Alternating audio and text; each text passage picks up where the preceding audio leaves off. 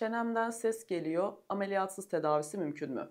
Evet, bu konuda bize çok soru geliyor. Öncelikle çeneden gelen sesin ne olduğunu bir anlamamız gerekiyor. Çeneden gelen ses genelde ağzımızı açarken olan bir durum. Yüze yayılan ağrılar, ağzımızı açamama gibi durumlar çene eklemi probleminin bir belirtisi. Çene eklemi deyince çene cerrahına gitmeliyiz gibi bir algı oluşuyor. Hatta bazı hastalarımız o kadar uzun süredir ağrı çekiyor ya da şiddetli ağrılar yaşıyor ki cerrahlara da ameliyat etmeleri konusunda ısrarcı oluyorlar. Burada şunu söyleyebiliriz ki ameliyatsız tedavisi mümkün ve benim de daha çok tercih ettiğim tedaviler ameliyatsız tedaviler. Peki nasıl bir tedavi şekli uyguluyoruz? Bunun için bir önceki videomuzu izlemenizi tavsiye ederiz.